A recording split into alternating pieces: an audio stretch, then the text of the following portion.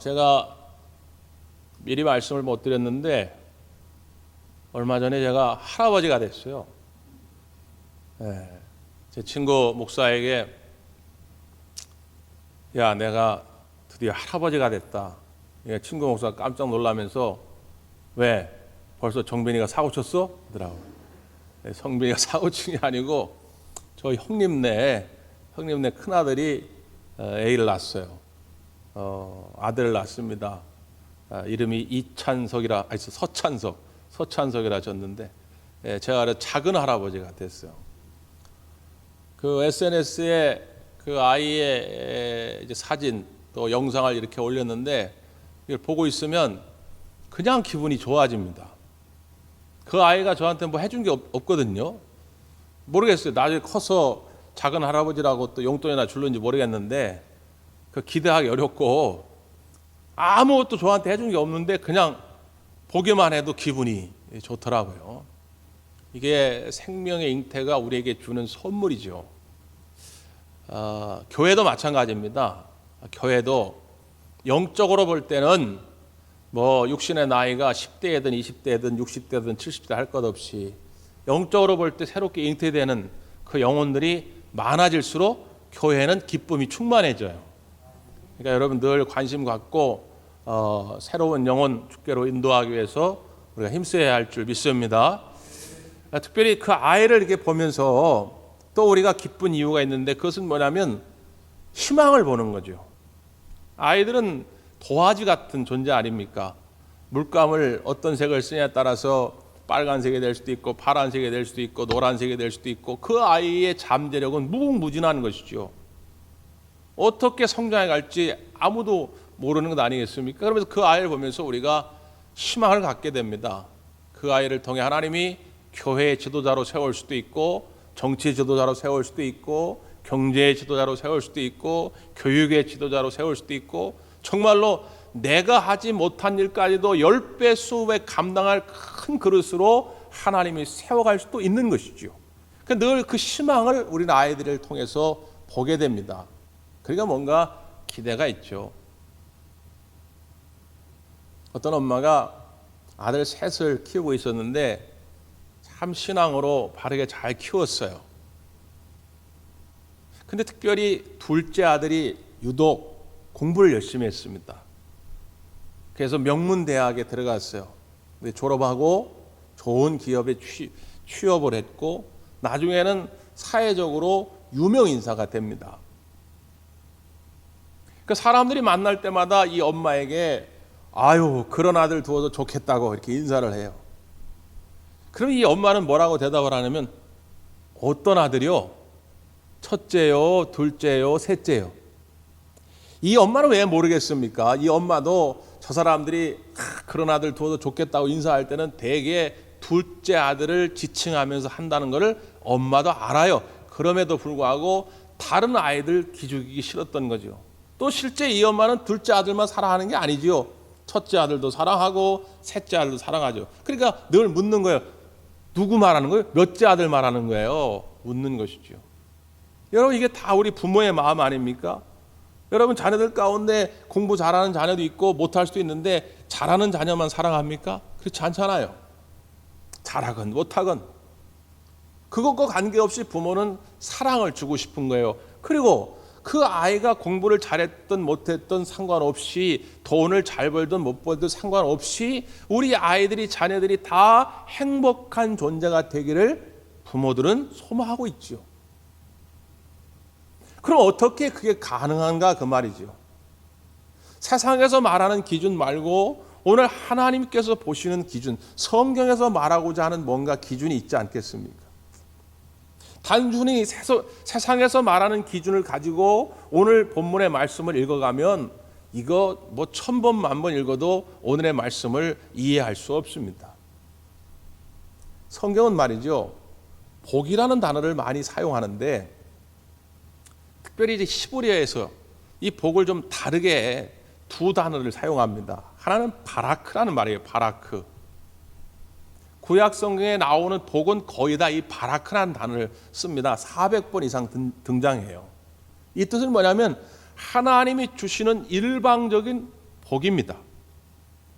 그러니까 예를 들면 출애굽할 당시에 이스라엘 백성들이 애굽에 내린 10번째 재앙을 피하기 위해서 문설주에 어린 양의 피를 바르고 그 안에 들어가 있죠. 하나님이 그 문설주에 어린 양의 피가 발라져 있으면 재앙을 피하게 하죠. 그게 유월절 아닙니까? 근데 그 안에 어린 양의 피가 발라진 그 집 안에 들어있는 사람들 가운데는 성격이 착한 사람도 있고 못난 사람도 있을 것이고 효자도 있고 불효자도 있고 공부를 잘한 사람도 있고 못한 사람도 있고 그렇잖아요. 근데 그건 아무 관계가 없어요. 그냥 어린 양의 피에 은혜에 덧입혀져 있으면 하나님이 일방적으로 구원의 복을 주신 거예요. 이게 바라크입니다. 우리가 예수 그리스도를 믿고 십자가의 은혜로 덧입혀지면 모두가 다 구원을 받죠. 이 구원의 복, 이건 바라크, 하나님이 일방적으로 주시는 은혜의 복입니다. 그런데 성경에 이 복만 있는 것이 아니라 특별히 지혜서, 여러분 구약성에서 우리가 지혜서라고 하면 뭐뭐를 말합니까? 시편, 잠언, 전도서, 욥기, 이 네 가지를 우리가 흔히 지혜서라고 합니다. 어떻게 우리가 인생을 살아감에 있어서 지혜롭게 살 수 있을까라고 하는 지혜를 담은 문학이 시편, 잠언, 전도서, 욥기서 아닙니까? 이 지혜서에 등장하는 복은 바라크라는 단어를 쓰지 않습니다. 이시와르라고 하는 단어를 쓰고, 우리말로 번역할 땐 다 복이라고 번역을 하는데 히브리어로 쓰여진 성경을 보면 이시와르라고 하는 히브리어를 써요.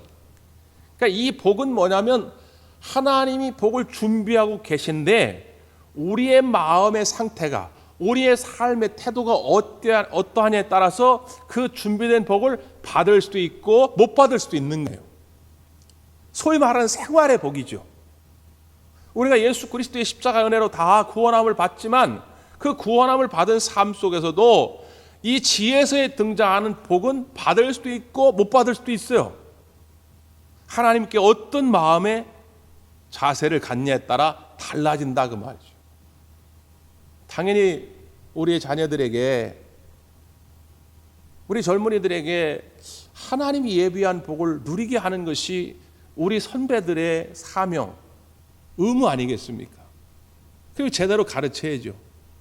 오늘 우리가 감리교회가 함께 지키는 기독교 교육 진흥주일입니다. 기독교 교육은 주로 교회에서 이루어지지요. 그러나 교회에서 알아서 할 테니까 우리는 빠질래, 그러면 되는 것이 아니라 교회뿐 아니라 기독교 교육의 가장 중요한 장은 또 어디냐면 가정입니다. 가정에서, 교회에서 우리는 수시로 이 하나님의 복을 제대로 가르쳐야 돼요. 그래야 오늘 사랑하는 자녀들이, 사랑하는 우리 젊은이들이, 우리 다음 세대들이 하나님이 정말로 준비해 놓은 행복한 삶을 누리게 될 줄 믿습니다. 그럼 복이 뭐냐 말이죠. 어떻게 해야 복 있는 삶이 될까? 자, 오늘 본문의 1절의 말씀입니다. 1절 시작.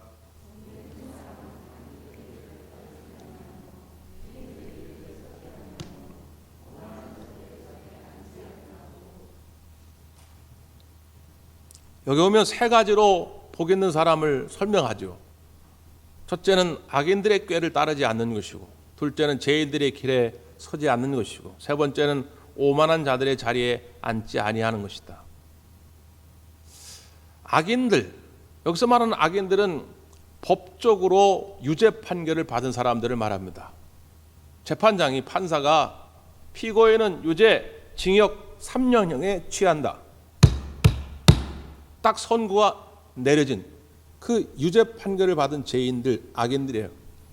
특별히 오늘 성경 속에서 말하는 악인들은 하나님의 정하신 율법을 어긴 사람들을 말합니다.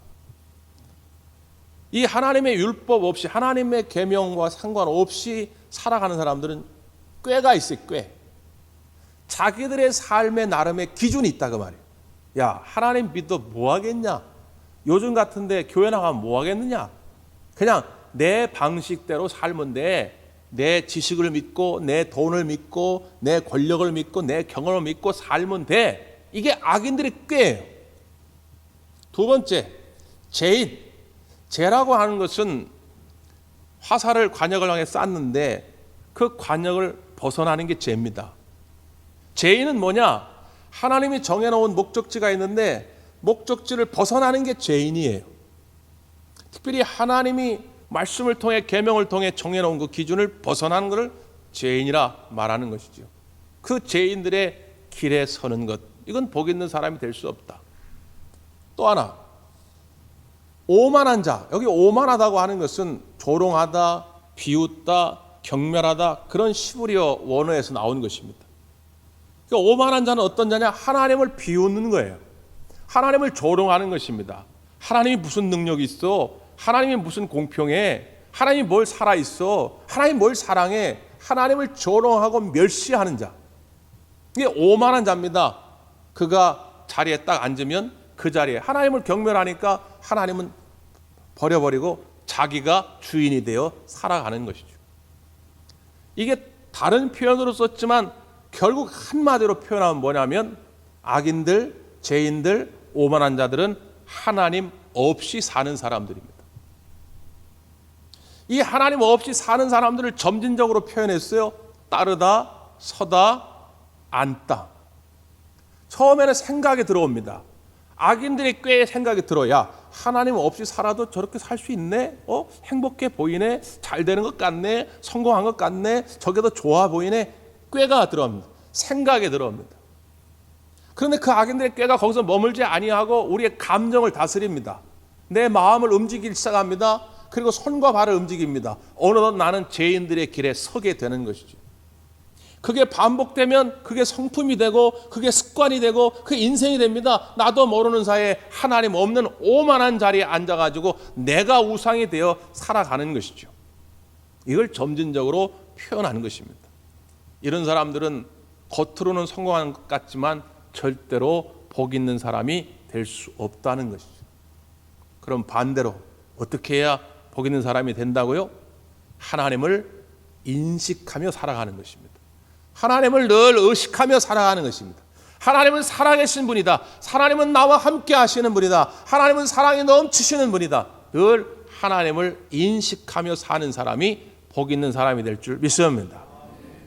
우리의 자녀들에게 이 마음을 계속 심어줘야 한다. 요즘 여러분 힘드시죠? 우리가 예배의 단을 교회에서 온전히 쌓지 못할 때 여러 가지로 참이 듭니다. 교회 안에서도 그것 때문에 때로는 오해도 있고 갈등도 있고 그렇습니다. 일찌감치 나는 온라인 예배 자신 있다고, 꼭 그 교회 가서 예배 드려야 되냐고, 집에서 그냥 온라인 예배 드리면 되지, 나는 집에서도 신령과 진정으로 최선을 다해 최고의 것으로 하나님께 예배할 수 있다고. 장담했던 집사님이 있었는데 어느 날 이제 집에서 이렇게 온라인으로 예배를 드리고 예배를 마친 다음에 거울에 딱 섰는데 거울에 비친 자기 모습을 보고 깜짝 놀랐대요. 거울에 비친 모습이, 예배를 마치고 성경책을 들었는데 머리는 그냥 새집을 짓고 있고 자기도 몰랐는데 옷은 그냥 잠옷을 입고 있고 눈에는 눈곱이 껴있고 그리고 성경책만 들고 있는 것이죠. 이런 일이 비일비재하다고 인터넷 찾아보니까 그런 글들이 있더라고요. 아이고 목사님 이제 알았습니다. 예배당에서 예배할 수 있다는 게 참 얼마나 큰 기쁨이고 은혜인지를 참 새삼 느낍니다. 그런 이야기예요. 여러분, 우리가 가정에서 예배할 수도 있습니다. 일터에서 예배할 수도 있어요. 그러나 우리의 마음의 가짐이 중요합니다. 항상 하나님을 인식하는 그 마음이 중요하다 그 말이에요. 오히려 형식보다도 더 중요한 것은 그 마음이라 그 말이죠. 여러분, 구약 성경에서 복 있는 사람 꼽으라 그러면 첫 번째, 두 번째 꼽히는 사람이 요셉입니다. 요셉은 얼마나 복 있는 사람이었냐면 창세기 39장 5절에 보면 그가 요셉에게 자기의 집과 그의 모든 소유물을 주관하게 한 때부터 여호와께서 요셉을 위하여 그 애굽 사람의 집에 복을 내리심으로 여호와의 복이 그의 집과 밭에 있는 모든 소유에 미친지라, 이렇게 말씀합니다. 여기서 그는 보디발이에요. 보디발. 요셉이 이제 보디발의 종으로 들어가게 됐는데 요셉이 얼마나 복 있는 사람인지 하나님이 요셉 때문에 보디발의 집에도 복을 주셨다는 거예요. 여러분의 자녀들이, 우리 교회의 젊은이들이 이런 복 있는 사람이 되기를 간절히 바랍니다. 요셉 때문에 보디발의 가문이 더 복을 받게 됐다 그 말이에요. 그러니까 실제로 우리 성도들이 이 말씀 붙잡고 기도 많이 합니다. 그리고 이 말씀 붙잡고 우리 자녀들 그렇게 되길 위해서 하나님 기도 많이 해요. 제가 그거 알고 있습니다. 근데 여러분, 그 다음 절도 중요해요. 그 다음에 어떤 일이 벌어집니까? 보디발의 아내가 요셉을 유혹하잖아요. 요셉이 믿음만 좋았을 뿐만 아니라 외모도 준수했다 그 말이에요. 그러니까 보디발의 아내가 빠진 거죠. 나하고 한 번만 동침하자. 그게 요셉이 그걸 거절하지 않습니까? 왜 거절하죠? 그 이어 39장 9절에 보면 이 집에는 나보다 큰 이가 없으며 주인이 아무것도 내게 금하지 아니하였어도 금한 것은 당신뿐이니 당신은 그의 아내임이라. 그러니 내가 어찌 이 큰 악을 행하여 하나님께 죄를 지으리까? 지금 보디발은 집에 없어요. 다른 일꾼들도 여기 없어요. 이 방 안에는 오직 보디발의 아내와 요셉 둘밖에 없습니다. 요즘처럼 무슨 CCTV가 있는 것도 아니에요. 나중에 찾을래야 찾을 수가 없어요. 그 흔적을 찾을 수가 없다고 말이에요. 근데 요셉은 뭐냐? 다른 사람이 안 본다 할지라도 나는 하나님 앞에서 이 죄를 지을 수 없나이다. 요셉은 늘 하나님을 의식하며 사는 사람이었다는 것입니다. 하나님을 인식하고 살아갈 때에 악인들의 꾀를 따르지 않을 수 있고 죄인들의 길에 서지 아니하고 오만한 자들의 자리에 앉지 아니할 수 있다는 거예요. 그래서 복 있는 사람이 되는 것입니다. 이 하나님의 임재 의식을 우리 아이들에게, 자녀들에게 심어줄 때 우리 자녀들이 어디 가든지 간에 복 있는 인생, 행복한 인생이 될 줄 믿습니다. 근데 또 하나 고민이 되죠. 그러면 내가 지금 제대로 악인들의 꾀를 따르지 않고 살고 있는지, 죄인들의 길에 서지 않고 살고 있는지, 오만한 자들의 자리에 앉지 않고 살고 있는지, 그걸 어떻게 하냐 그 말이에요. 어떻게? 그 기준이 있어야 할 거 아닙니까? 그래서 그 다음 절이 중요합니다. 2절의 말씀입니다. 2절. 시작.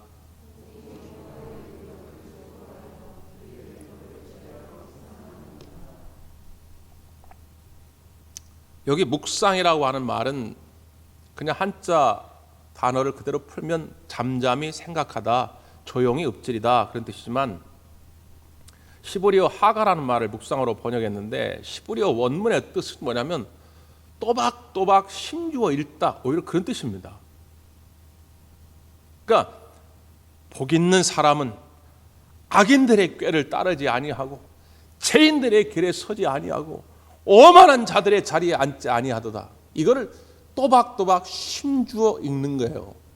왜요? 하나님 앞에서 나는 그렇게 살겠다고 하는 것을 결단하면서 고백하는 것입니다. 주야로, 무시로 한다는 거예요. Every time. 항상 그렇게 한다는 거예요. 항상 그렇게 하나님 말씀을 묵상할 때 오늘 그가 분명한 하나님의 기준을 깨닫게 되더라는 거죠. 영어로 성경을 바이블이라고 그러는데 다른 표현으로는 캐논이라는 단어를 씁니다. 캐논은 뭐냐? 척도, 자 그런 뜻이죠. 내가 똑바른지 안 똑바른지, 지금 내가 갖고 있는 생각이 똑바른지 아닌지, 내가 갖고 있는 길이 똑바른 길인지 아닌지를 어떻게 알아요? 바로 이 성경 하나님 말씀을 통해 알게 되는 것이죠. 지난번 몇 해 전에 우리 인천 북지방에서 저 일본 삿포로로 수양회를 갔었거든요. 제가 지난번에 한번 말씀드렸었는데 그때 삿포로 가서 제가 그 이전에도 조금은 알고 있었는데 그 삿포로 가서 자세하게 알게 된 하나 일화가 있어요. 그게 뭐냐면 삿포로에 가면 아주 유명한 농업대학이 있습니다. 삿포로 농업대학. 우리나라에도 영향을 미친 학교예요. 그 삿포로 농업학교 때문에 일본이 굉장한 경제 부흥을 이룹니다. 근데 거기에 왜 그런 일들이 생겼냐면 그 학교가 처음에 만들어질 때 초대 교장으로 오신 분이 누구냐면 19세기에 전 세계적으로 식물학의 최고의 권위자라고 했던 윌리엄 클라크라고 하는 박사가 오게 됩니다. 이 윌리엄 클라커라고 하는 박사의 동상이 지금도 그 삿포로 농업대학에 있어요. 그리고 그 삿포로 농업대학 그 서 있는 동상 밑에 뭐라고 써 있냐면 보이스 비 앰비셔스. 이 말 때문에 제가 좀 관심을 가진 거예요. 보이스 비 앰비셔스. 제가 중고등학교 다닐 때 항상 들었던 말이거든요. 근데 그 누가 한 말인지 몰랐는데 그 윌리엄 클라크 박사가 한 말입니다. 그가 그 삿포로 농업학교에 처음 오게 될 때 이제 교육 당국 관계자들이 마중을 나갔는데 짐을 그냥 한 보따리를 들고 온 거예요. 이게 뭐냐고 그랬더니 성경책이라는 거예요. 성경. 그래서 박사님, 우리 학교에서는 성경책을 가르칠 수가 없습니다. 그랬더니 이 클라크 박사가 나 그럼 다시 미국으로 돌아갈 거라고. 알았습니다. 그래가지고 결국은 학교에서는 안 되더라도 방과 후에 학생들을 가르칠 수 있도록 허가를 받아요. 그래가지고 그 학생들을 성경을 가르치면서 늘 했던 말이 있습니다. 여러분, 이 성경 속에 꿈이 있습니다. 그러므로 보이스 비 앰비셔스, 청년들이요, 꿈을 가지십시오. 야망을 가지십시오. 그 얘기예요. 그러니까 이 앞뒤 이야기를 다 잘라먹고 얘기하면 그냥 보이스 비 앰비셔스, 청년들이요, 야망을 품어라 이렇게 끝날 것 같은데 그 윌리엄 클라크 그 박사의 속뜻은 뭐냐면 청년들이요, 이 성경을 보십시오. 이 성경 속에 여러분의 꿈이 있습니다. 지금은 가난해도 좋습니다. 지금은 병들어도 좋습니다. 지금은 못 배웠어도 좋습니다. 여러분 성경의 사람이 되십시오. 그러면 여러분은 꿈을 발견할 수 있습니다. 이 얘기예요. 저는 이 시대에도 똑같은 원리가 적용된다고 봅니다. 사랑하는 우리 자녀들이, 우리 젊은이들이 이 하나님 말씀 속에 거할 수만 있다면 그들은 새로운 꿈을 꾸게 될 것이고 하나님 앞에 귀하게 쓰임받는 일꾼들이 될 줄 믿습니다.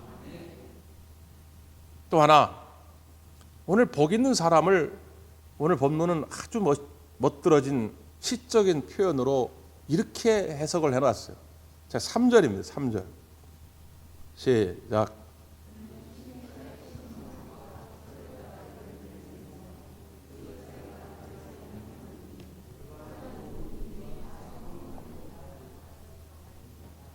복 있는 사람은 어떤 사람이냐? 시냇가의 나무 같은 사람이다. 저도 좋아하고 우리 한국교회 성도들이 참 좋아하는 표현이죠. 시냇가에 심은 나무. 근데 사실 우리나라 사람들은 이게 체감 그 강도가 그렇게 강하지 않습니다. 우리는 이렇게 동서남북 고개만 돌려면 다 푸른 나무가 있잖아요. 근데 유대인들에게는 이 말씀이 굉장한 큰 복을 상징하는 말입니다. 그 사람들은 좌우로 둘러봐도 나무가 거의 안 보여요. 그럼 어디가 나무가 있겠어요? 주로 요단강 주변. 그리고 나무가 많은 곳이 어디냐면 갈릴리 호수 있는 주변. 그 왜 그렇습니까? 물이 거기 있으니까. 특별히 남부 지역, 그 이스라엘의 지금 이스라엘의 거의 3분의 2는 남쪽의 네게부 광야. 이 네게부 광야는 돌사막이에요. 돌만 잔뜩 합니다. 나무가 거의 없어요. 그러니까 그들은 늘 꿈을 꿉니다. 어떤 꿈을 꾸냐? 물이 풍성한 지역을 꿈을 꿔요. 물이 풍성해야 나무도 잘 자라고 곡식도 잘 자라니까.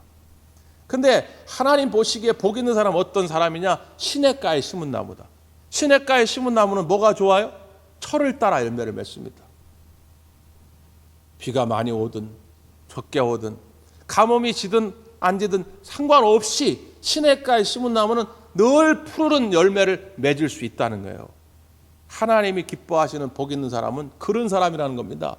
그 잎사귀가 마르지 않습니다. 그 하는 행사가 다 형통하다 그 말이죠. 그런데 이 말씀을 우리는 내 입장에서만 바라보려고 합니다. 내 입장에서만 바라보면 이 말씀은 어느 날은 큰 은혜가 됐다가 어느 날은 큰 실망감을 줍니다. 하나님, 시냇가에 심은 나무처럼 잎사귀가 마르지 않고 하는 일 다 잘 된다고 했는데 왜 내 삶은 이 모양 이 꼴입니까? 왜 이렇게 된 거죠? 하나님 거짓말쟁입니까? 우리에게 시험거리가 돼요. 왜 그러냐? 여러분, 이 말씀은 내 입장에서 바라본 형통이 아닙니다. 하나님 보시기에 형통하다는 거예요. 내 입장에서는 돈이 많으면 형통한 거고 돈이 적으면 불통한 거죠. 건강하면 형통하고 병들면 불통한 거죠. 하나님 보실 때는 그런 기준이 아니다 그 말이에요. 하나님 보실 때는 돈이 많든 적든 형통할 수 있다는 거예요. 건강하든 병들든 형통할 수 있다는 거예요. 여러분의 자녀들이 지금 공부를 좀 잘했든 못했든 뭐 좋은 학교 들어갔든 못든 상관없이 하나님은 그 인생을 형통하게 만들 수 있다는 것입니다. 하나님 보시기에 형통해야 한다 그 말이에요. 제가 목회를 하면서 저도 관상을 좀 받아요. 관상. 네? 궁금하시거든. 예배 끝나고 저한테 오시면 제가 관상을 받아야 됩니다. 목회를 하다 보니까 이제 사람들이 오면 대충 알겠어요. 저 사람이 어떤 사람인지. 어떤 말을 할 것까지도 대충 알겠어요. 거의 다 맞춥니다. 제가. 그럼 여러분은 어떨까요? 여러분 관상. 좋은 관상입니다. 여러분. 왜? 여러분 마음속에 예수님이 계시니까. 예수님을 믿는 사람들은 좋은 관상을 다 가지고 있어요. 근데 제가 참 충격을 받은 한 장면이 있는데 지금도 그 장면이 기억나고 간혹 꿈속에서도 그 장면이 나와요. 여러분도 다 잘 아시는 건데 처음에 소위 N번방 사건, N번방 성착취 동영상을 가지고 돈벌이를 한다고 하는 이야기가 들렸을 때 그 범인이 잡혔습니다. 근데 뉴스 화면에는 그 얼굴이 모자이크 처리가 됐어요. 이게 안 나왔어요. 근데 이제 사람들이 막 아우성을 친 거죠. 저런 인간은 공개해야 된다. 그래서 결국 경찰이 공개하기로 결정합니다. 흉악범인 경우에 공개할 수 있는 규정이 몇 가지 있더라고요. 그래서 뉴스에 딱 공개됐어요. 그래서 경찰서 앞에 딱 서게 됩니다. 이제 20대 초반에 조주빈이라는 청년이 딱 서게 된 거예요. 그때 그 장면을 제가 지금도 잊질 못해요. 꿈속에서 나왔다니까요. 왜 잊지 못하느냐? 너무 선하게 생긴 거예요.